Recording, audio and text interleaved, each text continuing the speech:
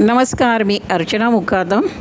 आज मी हैदराबादच्या जयश्री लोहारेकर हिच्याकडे आलेले आहे आणि तिने मला सालारजंग म्युझियम, चार मिनार, सिकंदराबाद सगळीकडे फिरवून हैदराबादची फेमस शाकाहारी बिर्याणी खिलवून माझे उत्तम स्वागत केले.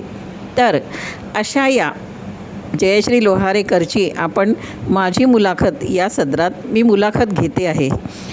मी जॉईन झाल्यापासून ती माझी मैत्रीण तर आहेच. आम्ही सतत प्रायव्हेट याच्यावर बोलतच असतो. मग ती फॉरेनला गेलेली असो, तिच्याकडे मुंज असो, तिने केलेले सुंदर सुंदर सगळे हस्तकला तिने दाखवली होती. तिने मला दाखवली होती. ती म्हणे तिकडे पाठवायला चांगलं वाटत नाही, पण म्हटलं नाही, मी तिकडे पाठवेन, कारण की तुझी कला सगळ्यांना दिसली पाहिजे. काही तिने पाठवली, काही तिने माझ्या प्रायव्हेट याच्यावर पाठवली. ती अशी ही मधुर गळ्याची, मधुर स्वभावाची, शिक्षणाचा योग्य उपयोग करून भजनानंदाला रमणारी जयश्री लोहारेकर हिचा आता मी तिला पहिला प्रश्न विचारते. जयश्री माऊली, तुझं शिक्षण, तुझं नाव, गाव, तुझे आईवडील आणि तुझ्या माहेरच्या काही आठवणी तू आम्हाला सांगशील तर आम्हाला ऐकायला खूप आवडेल. नमस्कार अर्चना माऊली, आदरणीय नीता माऊली आणि ज्येष्ठ श्रेष्ठ सर्व माऊलींना माझा म्हणजे जयश्री लोहारेकरचा साष्टांग दंडवत.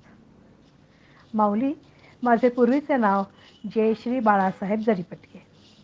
माझ्या आईचं माहेर नाशिक जवळील दिंडोरी येथे आणि त्यांचं तिथे गोपाळकृष्ण आणि रामाचं मंदिर आहे. माझे वडील अक्कलकोटचे. अक्कलकोटच्या राजाच्या दरबारात माझे पणजोबा आजोबा वकील होते आणि त्यांना जरीपटके हा किताब मिळाला होता. मला 6 काका आणि 4 आत्या. त्यातले माझे वडील 2 नंबरचे. माझे वडील कुर्डवाडी येथे रेल्वेमध्ये होते आणि जेव्हा साऊथ सेंट्रल रेल्वेचं विभाजन झालं त्यावेळेस त्यांची बदली सिकंदराबाद येथे झाली आणि माझा जन्म पण येथेच झाला. माझी आई त्या काळातील मॅट्रिक झालेली, त्यामुळे तिला शिक्षणाचे महत्त्व होते. म्हणून तिने आम्हा भावंडांना पदवीधर केले आणि त्या पदवीधर करण्यामध्ये तिचा खूप सहभाग होता. शिक्षणाबरोबरच तिने आम्हाला इतर कला पण शिकवल्या होत्या. कारण तिचं माहेर हे मंदिरातलं असं धार्मिक प्रवृत्तीचं होतं. वडील शिक्षक होते आणि त्या सगळ्या लोकांना प्रवचनं, कीर्तनं, पेटी वाजवणं, संवादिनी, तबला, व्हायोलिन सगळं यायचं आणि माझ्या आईला पण संवादिनी वाजवायची आणि भजनं करायची. तर त्या काळात माझ्या आईने जवळजवळ 35 वर्ष तुळजाभवन या मंदिरामध्ये महाराष्ट्रीयन लोकांचं भजनी मंडळ चालवलं. मग नंतर 30 वर्षानंतर भावाची बदली झाली म्हणून माझ्या आईने हैदराबाद सोडलं. तर असा माझ्या आईचा सहभाग आम्हाला वाढवण्यामध्ये खूप झाला. आणि ती हलव्याचे दागिने करायची, साखरेचं रुखवत करायची, शिवणकाम करायची आणि भजने करायची. त्यामुळे ते सगळे गुण तिने आमच्या भावंडांमध्ये दिलेले आहेत. नमस्कार जयश्री माऊली, तुझ्या आजोळी गोपाळकृष्ण राम मंदिर असल्यामुळे तुला धार्मिक वातावरण मिळालं आणि तुझे पणजोबा जरीपटका किताब मिळवून तुम्हाला गौरवान्वित केलं. तुझं मोठं कुटुंब, आईच्या पाठिंब्यामुळे तुमच्या सगळ्या भावंडांचं झालेलं शिक्षण, आईकडनं घेतलेली कलाकुसर, प्रवचनं, कीर्तन आणि विविध वाद्य वाजून भजनं गाणं, नंतर साखरेचे हलव्याचे दागिने, हे सगळे विविध कलागुण तुझ्या अंगात घेऊन तू भजनानंदात आलीस. आता माझा दुसरा प्रश्न की तुझं लग्न कोणाशी झालं आणि लग्नानंतर तुझ्या आयुष्यात काय बदल झाला? सगळ्यांच्याच आयुष्यात होतो तसा तू सविस्तरपणे दिलखुलासपणे सांग, आम्हाला तेही ऐकायला आवडेल.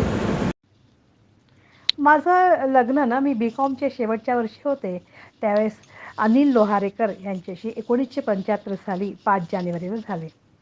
तेव्हा मी शिकत होते आणि हे 23 वर्षाचे होते. पण ह्यांच्या वडिलांची तब्येत ठीक नसल्यामुळे आमचं लग्न लवकर झालं आणि लग्नानंतर मी 5-6 महिने कॉलेजला गेले. त्याच्यानंतर लग्नाच्या नंतरच मी एक खेडेगाव पाहिलं. लग्नाच्या आधी मला खेडेगाव मी बघितलंच नव्हतं. त्यामुळे माझ्या आईकडचं वातावरण वेगळं आणि इकडचं वातावरण वेगळं होतं. पण माझ्या सासूबाई खूप प्रॅक्टिकल होत्या.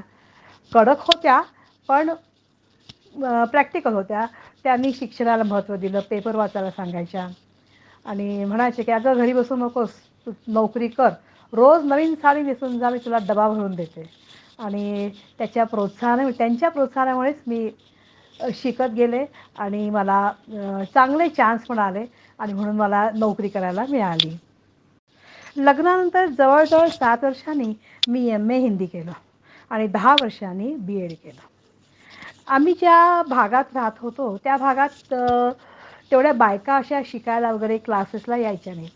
म्हणून आमच्या कॉलेजच्या एका लेक्चरनी सांगितले, "मॅडम तुम आ गए यहाँ पर तो लेडीज आ जाएगी." आणि खरंच तसं झालं. मी शिकवायला गेले आणि जवळ त्या महिन्यात 60-70 मुली बायका शिकायला आल्या. त्याच्यानंतर बी-एड झाल्यावर मी सुट्टी घेतली बाळंतपणासाठी म्हणून आणि परत मी कॉलेज जॉइन केलं. कॉलेज जॉइन केल्यानंतर 1991 साली एम्प्लॉयमेंट एक्सचेंजकडनं गव्हर्नमेंट टीचरसाठी इंटरव्ह्यू घेतला गेला आणि त्यात मी सिलेक्ट झाले आणि 1991 पासून माझं सरकारी राजकीय शाळेमध्ये शिक्षक टीचरसाठी मी नियुक्त झाले. नोकरी तर करायला सुरू केली होती. पण त्या नोकरी करताना त्यावेळेसच्या आंध्र प्रदेश सरकारने काही टीचर्सना त्यांनी इंटरव्ह्यू घेतले आणि जवळ-जवळ 100 टीचर्सना अपॉइंट केलं आणि जे अकॅडमिक पुस्तकं असतात म्हणजे टेक्स्टबुक असतात, त्या टीचर्सच्या दृष्टीने पुस्तकं बनवायला सुरू केली आणि त्या 100 टीचर्समध्ये मी सिलेक्ट झाले आणि 1ली ते 10वी पर्यंतच्या फर्स्ट लँग्वेज हिंदी आणि सेकंड लँग्वेज हिंदीमध्ये माझं योगदान आहे. आणि 5वीच्या पुस्तकाची समन्वयिका कोऑर्डिनेटर म्हणून पण मी काम केलं आहे. एस-सी-आर-टीतर्फे आम्हा टीचर्सना त्यांनी ट्रेनिंगसाठी उदयपूर, दिल्ली, विजयवाडा, नलगोंडा आणि म्हैसूरला ट्रेनिंगला पाठवलं होतं.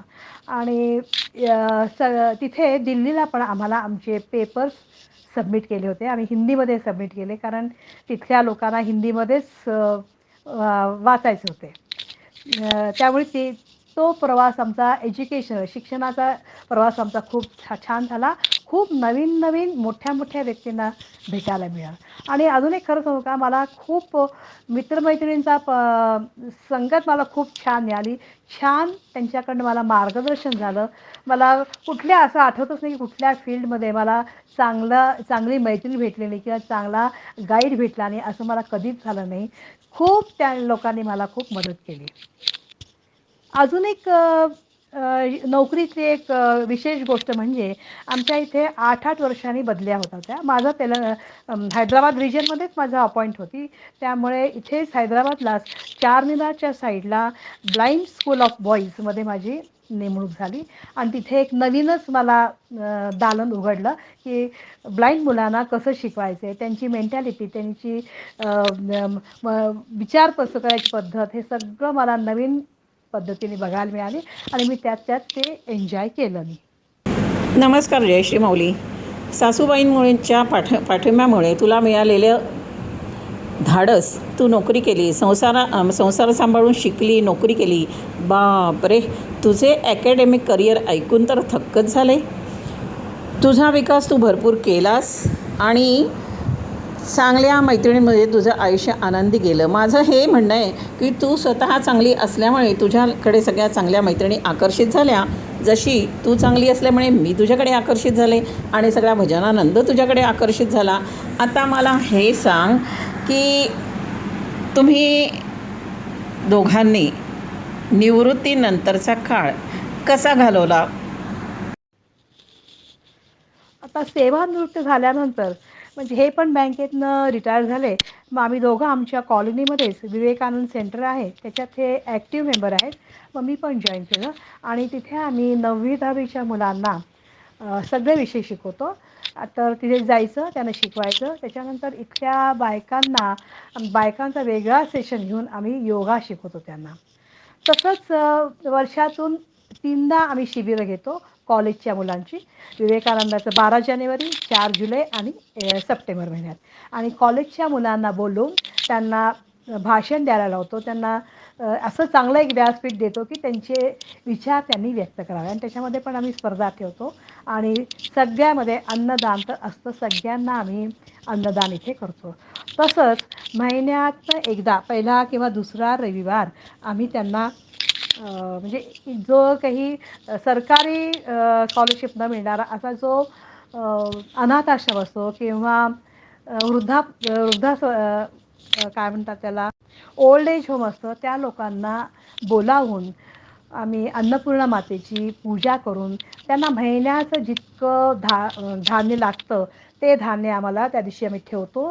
आणि अन्नपूर्णा स्तोत्र म्हणून त्याच्यावर त्या धान्यांवर ते संस्कार करतो आणि ते त्या लोकांना बोलून त्या महिन्याचं धान्य त्यांना आम्ही देतो. हे खूप छान कार्यक्रम असतो आणि सगळे रिटायर्ड लोक भाग घेतात. तर सांगायला एक आनंद वाटतो की आता 25 ते 30 तरुण मुलांची आणि मुलींची पण ह्याच्यामध्ये उपस्थिती असते. माऊली आता छंद म्हणलात तर मला विणकाम, बागकाम आणि क्रोशा ह्याचं मला खूप नाद आहे. मला स्क्रीन टाईम म्हणजे टी व्ही मी जास्त बघत नाही, पण बसल्या बसल्या मला ही कामं करायला आवडतात. आणि आता तर मागच्या 2 वर्षापूर्वी मी गिनीजचं रेकॉर्ड आम्ही तोडलं. आमचा एक इथे मदर्स इंडिया क्रोशो ग्रुप आहे, त्याच्यामधून आम्ही तो विक्रम मोडला आहे. आणि आता परत दुसरा आम्ही विक्रम सुरू करतो आहे. इथे विशाखापट्टणमजवळ जो स्लम एरिया आहे, जो आदिवासी लोक आहेत, त्याला तिथे थंडी खूप असते, तर आम्ही त्यांना ब्लँकेट करून देतो आहे. तो सप्टेंबरमध्ये तो पूर्ण होईल. हा एक छंद मी सध्या कंटिन्यू करते आहे. आणि भजनाचं तर आहेच आहे. नमस्कार जयश्री माऊली. निवृत्तीनंतर तुम्ही जास्ती ॲक्टिव्ह झालात असं मला वाटतं. म्हणजे जसं जसं तुमचं वय पुढे जात आहे तसं अनुभव घेऊन तुम्ही जास्तीत जास्ती ॲक्टिव्ह होत आहे आणि नवीन नवीन छंद तू जोपासते आहेस. ते ऐकून तर बाबा असं वाटायला लागलं की खरंच किती आयुष्य तू अगदी कारणी लावते आहेस. आणि तुझे छंद तर पाहिलेतच आणि तुम्ही एक केलेला विक्रम मोडण्यासाठी जे कष्ट घेता आहेत दुसरा विक्रम करण्यासाठी, ते ऐकून तर तोंडात बोट घालण्याची वेळ आली. आता मला हे सांग की तुला भजनानंदात कोणी आणलं? अर्चना माऊली, ह्या भजनानंदामध्ये मला माझ्या भाऊजींनी म्हणजे क्षितिजा जरीपटकेने आणलं. ती 10 ग्रुप भजनानंद 10 ग्रुपमध्ये आहे आणि तिच्यामुळेच मी ह्या समूहात आले. कारण आत्ता मला इतका आनंद होतो आहे की काहीतरी पूर्वजन्मीचं असं पुण्य असल्याशिवाय आम्हाला एवढा सत्संग झाला नसता. नीता माऊलींचे तर मी खूप शतशः आभारी आहे. त्यांनी आपल्याला इतका छान गोड असं आपल्याला व्यासपीठ दिलेलं आहे. आणि त्यांचा हितगुज ऐकलं की आपल्या जीवनाचा मार्ग आपल्याला स्पष्ट होतो. आपली बॅटरी चार्ज होती. आणि त्यांच्या अनुमतीनेच मी बोलते ह्याच्यामध्ये मी अहिल्याबाई होळकर, जिजाबाई, त्याच्यानंतर आवली, हे सगळं मी करायचा प्रयत्न करते आणि आमच्या ग्रुपमध्ये पाठवते. आत्ताच त्यांच्या अनुमतीने मी जन्माची कीर्तनं म्हणजे श्रीरामाचं कीर्तन, त्याच्यानंतर प्रल्हादाचं कीर्तन आणि तुकडोजी महाराज, संत तुकडोजी महाराजांचं कीर्तन केलं आणि श्रीकृष्णाचं कीर्तनाचा अभ्यास चाललेला आहे. अजून काय सांगू मी, आनंद म्हणजे काय आहे, म्हणजे मी आनंदी जीवन जगण्यास या भजनानंदामधनं शिकले. हे छोट्याशा शब्दात, छोट्याशा वाक्यामध्ये सांगू शकते. आणि कीर्तन करतानाचा मला एक अनुभव आला. म्हणजे कीर्तन करताना माझ्यासमोर केवळ पांडुरंग आणि नीता माऊली दिसली. ह्याच्यापेक्षा मला दुसरा आनंदच झाला नाही. नमस्कार जयश्री माऊली. तुझ्या भावजाईने तुला या भजनानंदात आणलं त्यासाठी तर तिला धन्यवादच. तिच्यामुळे आम्हाला इतकी सुंदर आणि उत्साही सखी मिळाली. नीता माऊलींचे धन्यवाद की कितीतरी अशा म्हणजे शिंप्यातले मोती आणि टिकल्या माऊलींनी आपल्या भजनानंदा साडीवर कशिदाकारी केलेली आहे. माऊलींचे गुणही तू आत्मसात करते, जसे कीर्तन, एकपात्री, मी बोलते, हेही तू सगळं करते आहेस. अबबबब. केवढे हे अफाट कर्तृत्व. आणि तरी मी तुझ्या मुलाखतीला येण्यासाठी म्हटलंस तर तू म्हटले माझं आयुष्य अगदी साधं आहे, मी काय बोलणार, माझ्या आयुष्यात काही चढ उतार नाही, मी काही विशेष केलं नाही. अगो, हे काय आहे मग? हे ऐकून तर आम्ही थक्कच झालो आणि सगळ्या माऊल्या पण हे ऐकून धन्य होतील, कोणी प्रेरितही होईल असं तुझं आयुष्य आहे. तू मला साथ घातलीस त्यासाठी खूप खूप धन्यवाद. जय श्रीराम.